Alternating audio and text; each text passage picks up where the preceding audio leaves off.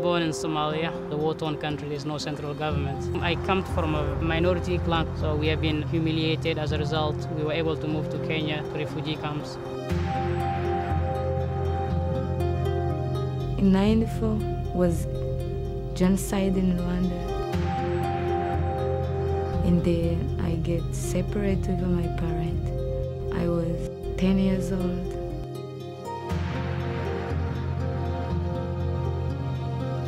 The life in Cuba for my husband is more difficult because he feels the pressure of the state for this opinion. The police stop you and your ID and check with the other police. I will not sleep at night because fear of persecution, fear of killing. People die over there, no one will ask a question. My sister, she's an example. She was taken from my family and killed.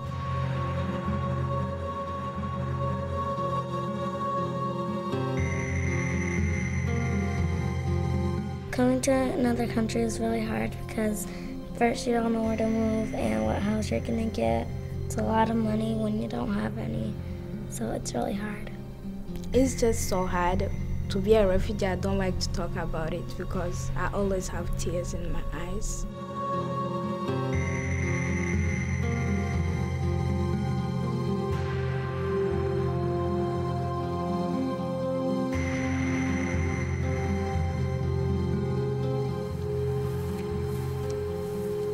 Refugees, people running for their lives. Millions of people around the globe have been forced to leave their home countries. They have been singled out for persecution for their religion, nationality, ethnicity, social group, or political opinion. They are on the move or in camps, without security or stability, in need of protection, in need of hope. Life in the camp was very hard. It wasn't easy. We weren't sure when we went out for food if we would come back alive or not. No clean water, no food. Sometimes we have to eat like once in two days or once in 3 days. Each year, the U.S. government interviews refugees of special humanitarian concern around the world and admits a limited number of them after a rigorous screening process. We could start life, not living in a camp, not living in a tent, and then I get the chance to come here in America.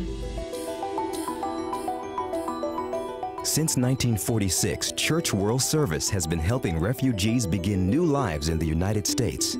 Refugee resettlement is about saving a life. People may not have survived had they not had the chance to be resettled. This is one real opportunity for them to start life anew.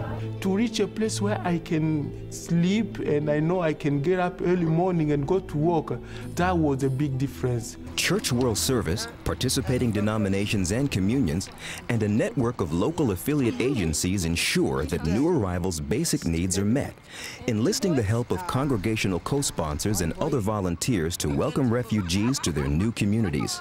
Church of the Servant has sponsored people from the Central American countries, and Rwanda, Bosnia, Somalia, Sudan, and now from Burma. These are our brothers and sisters, and before I label them as refugees, they're just people, dislocated, uncomfortable, and in fear.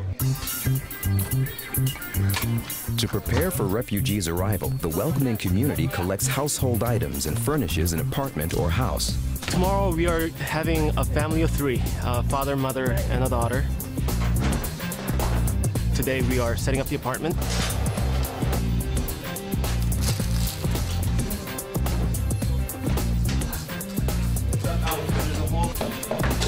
Not only the church people, but also the other Burmese refugees are helping out rigorously, and we're all sweating like crazy right now because today's pretty hot.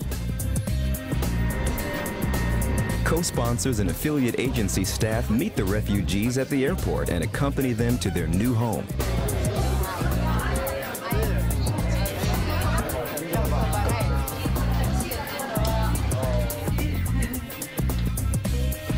The next couple of hours include a household tour and safety orientation. This is for your mailbox, for mail.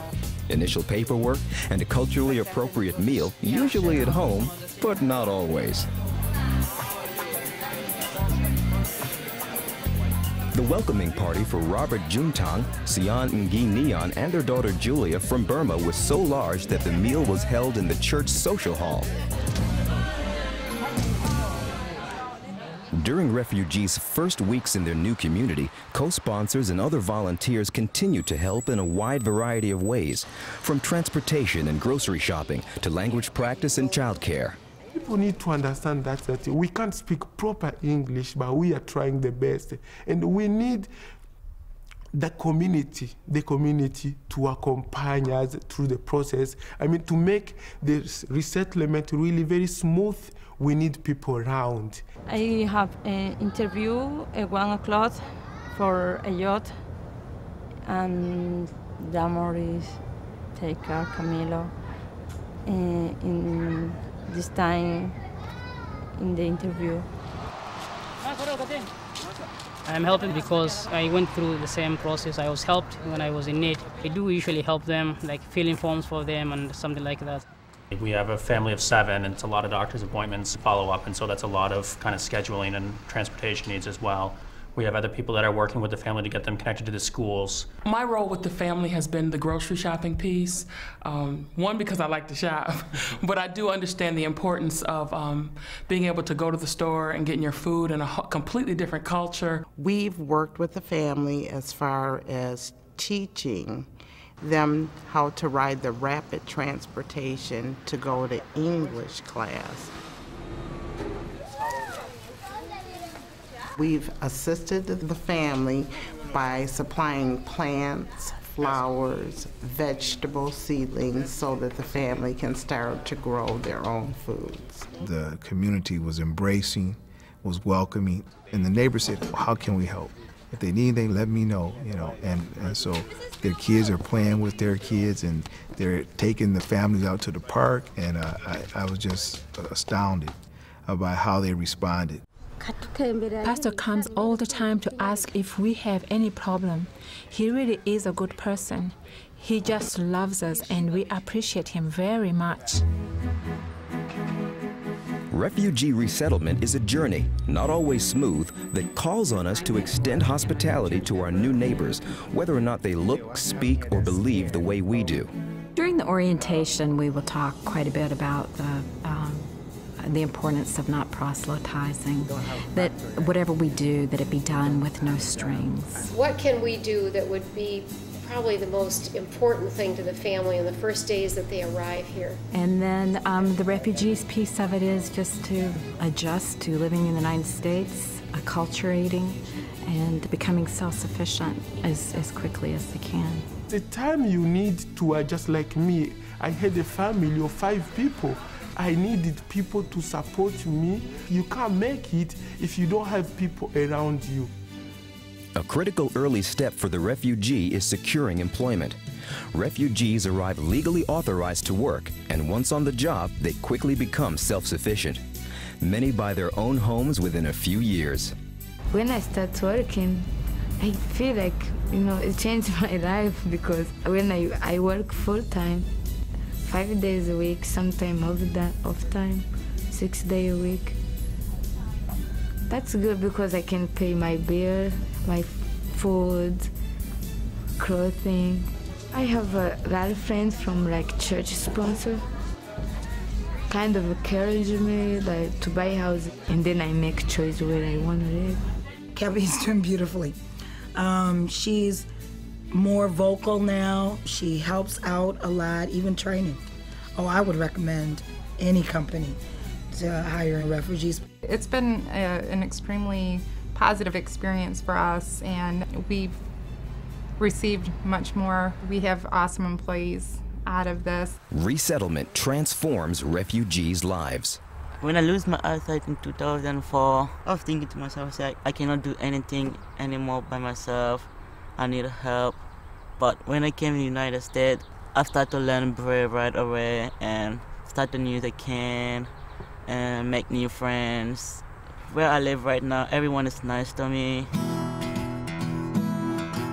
I think actually knowing he was blind made us more determined to have this family and to see if we couldn't help.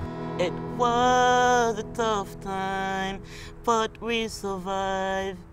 When we found out they were coming, he had special needs. There was no hesitation, and things went real well, and everybody pitched in and helped him with everything that he needed help with, and taking care of everything fine.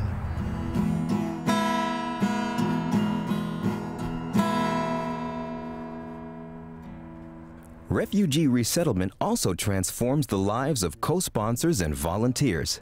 It really does reshape congregations. It can energize and revitalize, and I have never seen people be so excited. And I think, wow, everybody ought to try this. I can't even imagine how different our lives would be if we hadn't been involved in immigration and refugee issues. It has really transformed our way of looking at the world. We don't listen to the news the same way that we would because we have families that we care about all around the world. What I think worries people about getting involved with a refugee family is the fact that it does take a lot of time, and there's that whole language barrier. You don't have parents here, then listen to your elders. They're afraid that they will be overwhelmed by the needs, though it's not always like that. In many cases, very quickly they become independent, and it's a real success story. I had a refugee tell me she had a special volunteer who would bring her things like a toaster and a new pan and things like that. She said, but the greatest thing that this volunteer gave to me was her phone number. That was treasured for her. And I think it's having the friendship and that connection to the outside, that they know that they have someone that they can depend on and trust to help them connect with the community. Resettlement offers refugees a future with hope. Robert and Sion from Burma are learning English, and their daughter Julia has started preschool. Arzu from Iran is also in school.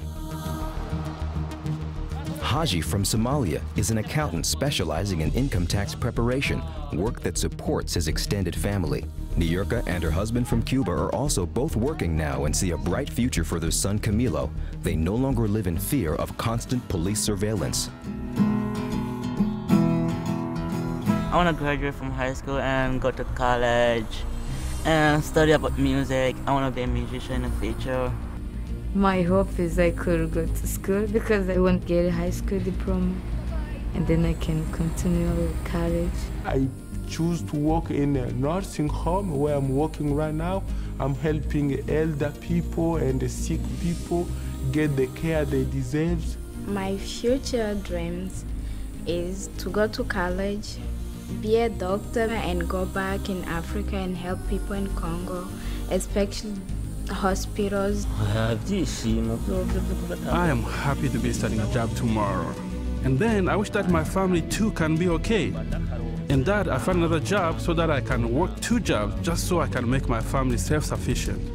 People think that a refugee is just someone who needs food and shelter. I think it's beyond food and shelter because we need social support. Those who are around American friends, they're going to learn the American culture quicker. They're going to learn English better. They're going to get better jobs. And they're just going to more quickly become part of the community. Thank God we had a church. The church was there and they knew how to help me. And that's how I came today to be a strong man in America.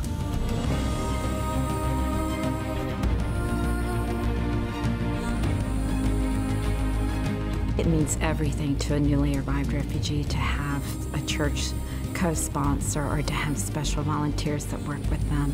Just do it.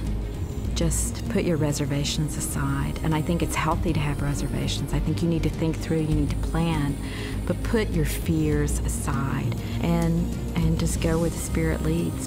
And so I look back to Jeremiah 29:11, where I know the plans that I have for you. Plans to prosper you and not to harm you, but to give you hope and a future. So let us not forget where we have come from, and let us be a blessing to others.